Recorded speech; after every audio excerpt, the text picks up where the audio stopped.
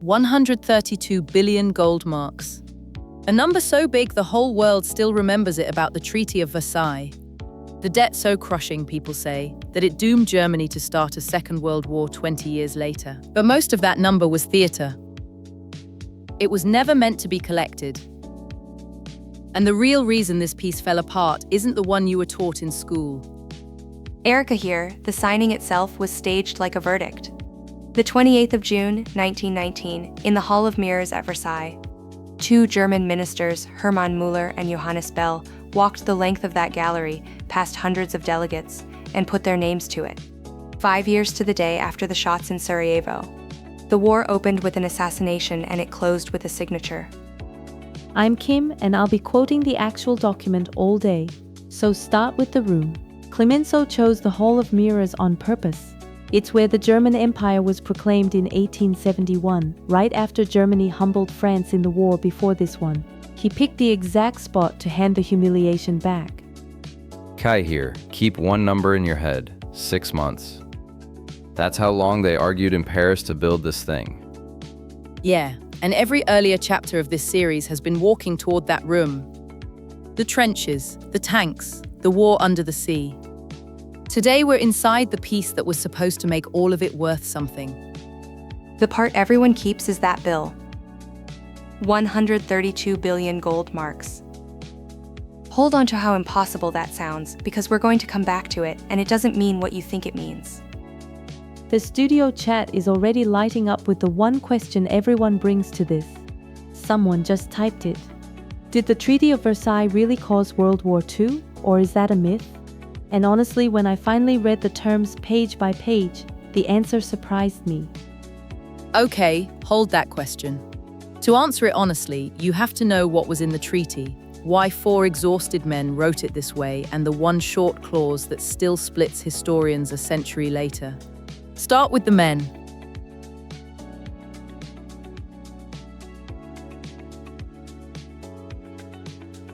Here's the thing that gets lost. There was no single winner in that room dictating terms. There were 4, and they wanted 4 incompatible endings. The famous photo is the 4 of them on a step, looking like old friends. They weren't.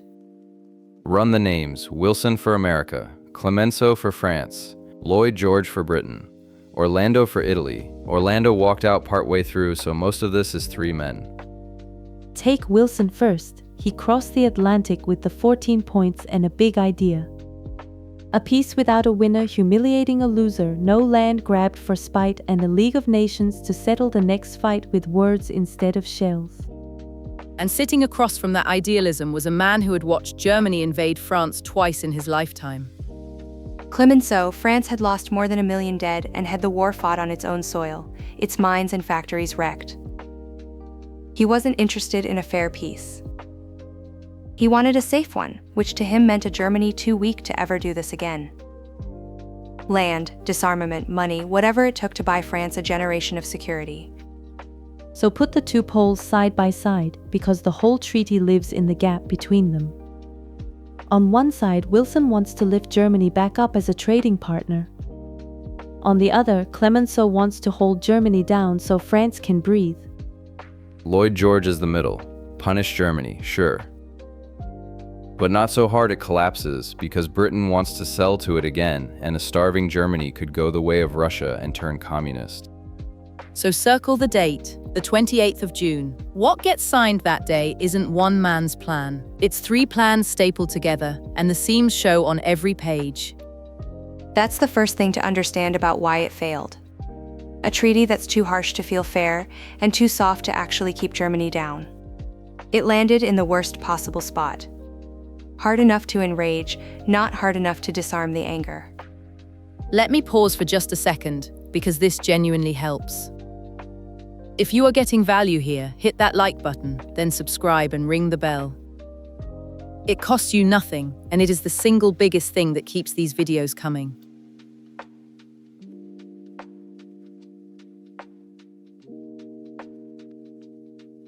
Look at what the treaty actually took, because the scale is easy to miss. Germany lost about 13% of its territory and every one of its overseas colonies. Alsace-Lorraine went back to France. Nassau Coalfield went to France too, with the region itself handed to the League of Nations for 15 years. Then came the military terms, and this is where you feel the intent. The German army was cut to 100,000 men, no conscription, no air force at all, no tanks, no submarines, a navy of 15,000. For a country of 60 million people, that's not a defeat, that's a leash. 100,000 men to hold 60 million people. That's not an army, that's a police force with a flag.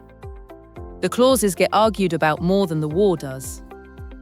So before we go further, I want someone who has actually read all of it, clause by clause, not the legend, Adrian Holt. Go ahead. Glad to. And the detail people underrate is how personal it got. The treaty ran to hundreds of articles, and it didn't stop at armies and borders. It reached into the small, specific, almost petty. One clause orders Germany to hand back the original Quran of Caliph Othman to the King of the Hejaz. And another, Article 246, orders Germany to hand Britain the skull of a sultan named Mikwawa, taken from German East Africa. A skull written into a peace treaty that tells you the mood of the room better than any reparations figure. Wait, a skull? That was actually in the treaty? It was, and it's real. The point isn't the skull. The point is that Germans reading this didn't see a settlement of accounts. They saw a document designed top to bottom to shame them. That perception is going to matter more than any single clause. That's the piece to carry forward. Thank you, Adrian. Land, army, colonies, even a skull. Now the one clause that did more damage than all of it. 15 short lines.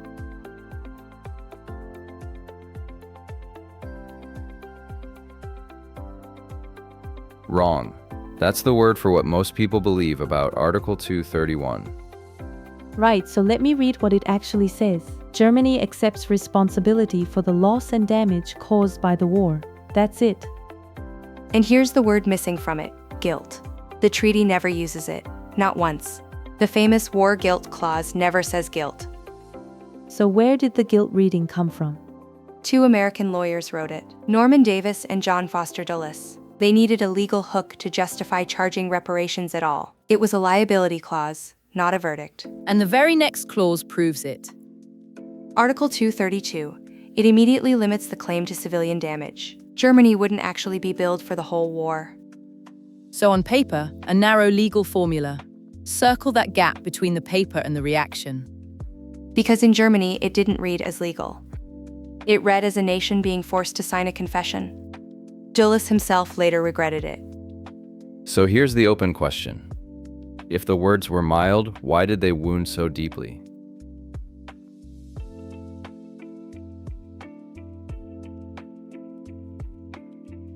Here's what surprises people. The loudest early critics of this treaty weren't only German. Some of them were sitting on the winning side. Start in Germany, though, because the reaction there set the tone for a generation. The Germans had been promised a negotiated peace built on Wilson's 14 points. Instead, the terms arrived finished, with no real negotiation, and the word that spread was diktat, the dictated peace. Chancellor Philipp Scheidemann refused to be the one to sign it. He resigned on the 20th of June, 1919, saying that no hand should fail to wither that laid such fetters on its own people. A new government signed 8 days later, only after the Allies threatened to restart the war. So the Republic was born carrying a treaty almost nobody had chosen. That's a dangerous thing to hand a young democracy. And remember the police force with a flag? To Germans, that wasn't security. That was humiliation with a page number. But you said critics on the winning side too. Who walked out on their own team? A young British Treasury man at the conference, John Maynard Keynes. He quit the delegation in disgust and, within months, wrote a book called The Economic Consequences of the Peace. He called it a Carthaginian peace, and it sold in the hundreds of thousands. But if a British insider agreed with the Germans, does that make him right? That's exactly the fight we're about to have. Because Keynes has been believed for a century, and for the last few decades, serious historians have been quietly tearing his case apart. Right, and his big prediction was the German economy would collapse under reparations by, the mid-20s? Close, but not quite. His prediction was subtler than a date. Keynes argued the whole system would grind Europe down over years and breed vengeance. Here's the ruling on that, and it's uncomfortable. Part of him was wrong about the numbers. Part of him looks like a prophet. We have to separate those two things, and that's the next 20 minutes.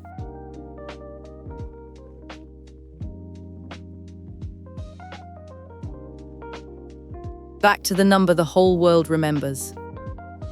132 billion gold marks.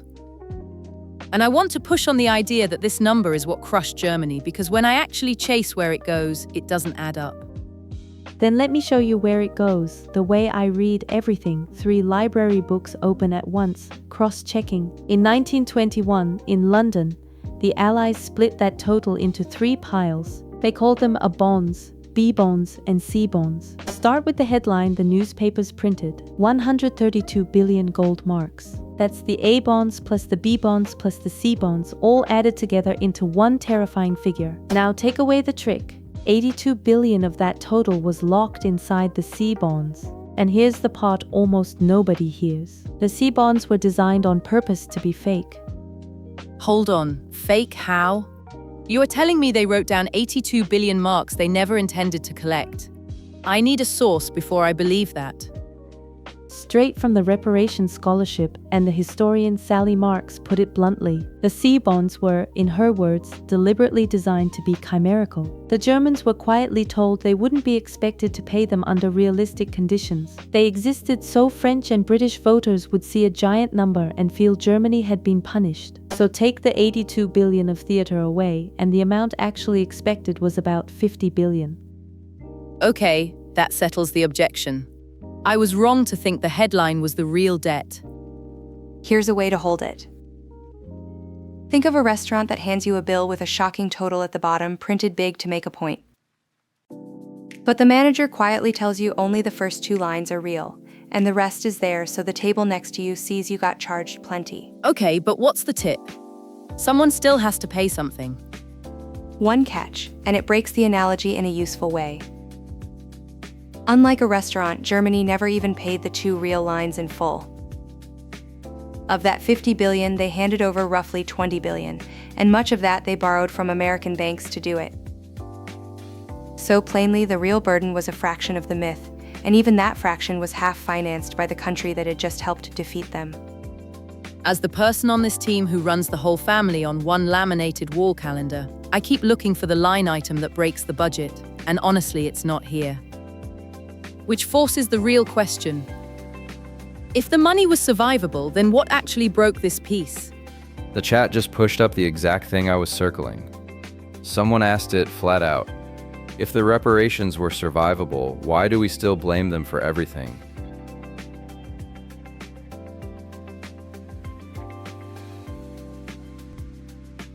So here's the fight worth having, and I am going to referee it, not join it.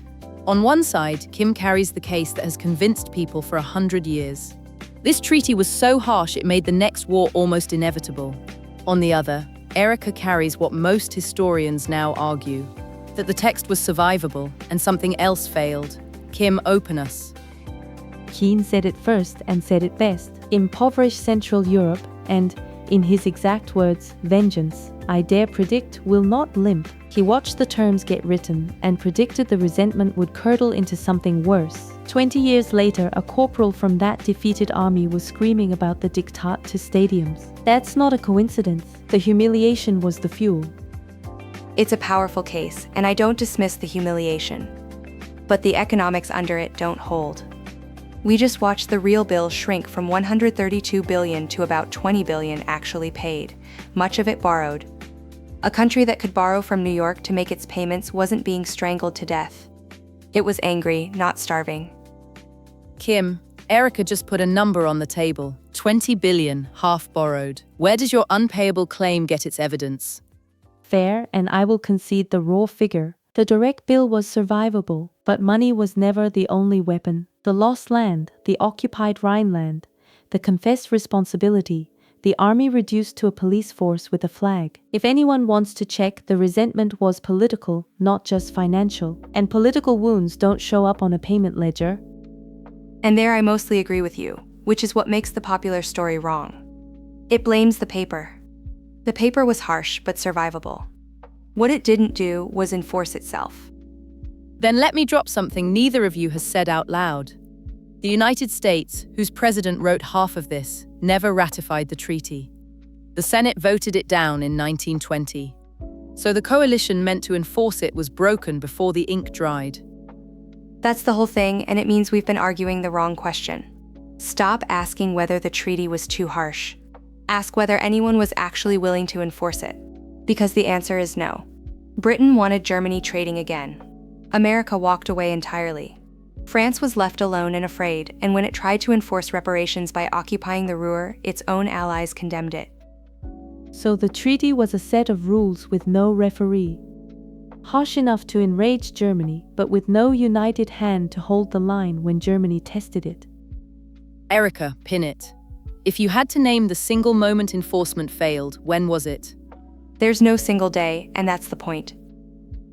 It failed in slow motion across the 1920s and 30s every time a term was broken and no one paid a price for it.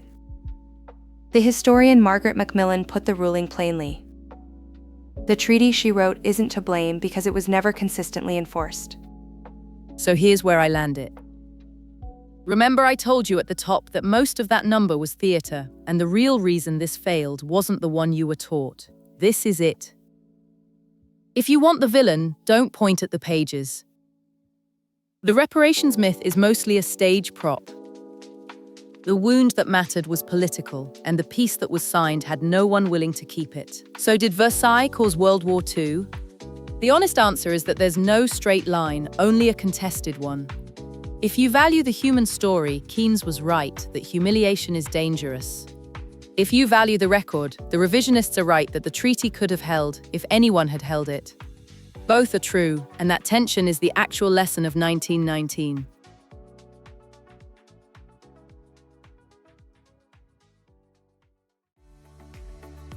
Before I put the pieces back together, pick the one fact from today you'd use to win this argument at a dinner table. Here's mine. The scary bill was mostly theatre, and the piece failed less because of what it said than because no one would enforce what it said. And here's what you get to keep from today: a habit. When a story blames one document for everything, go read the document yourself. The words are almost always smaller and stranger than the myth built on top of them. Next time we leave the negotiating table for a front this series has barely touched. The war in the East, where the fighting ended in a completely different way and left a wound the peacemakers in Paris couldn't even see. My favorite fact today: Germany's very last payment tied to this treaty landed in 2010. That's not a typo. And Dulles, one of the two men who drafted the clause everyone hated, spent the rest of his life wishing he had written it differently. Even the authors weren't sure. If this untangled a knot you've carried since a history class, do the two small things that keep this series going. Give it a like and subscribe so the next chapter finds you. And here's the one only you can answer. Harsh text or failed enforcement? Which one do you think actually broke the peace? Tell us in the comments and make your case. Read the document, not the myth. This is Nora, thanks for watching and signing off. Giving that a 9 flat, Nora. You kept the whole room on track better than I usually do. This is Professor Erica, thanks for watching and signing off.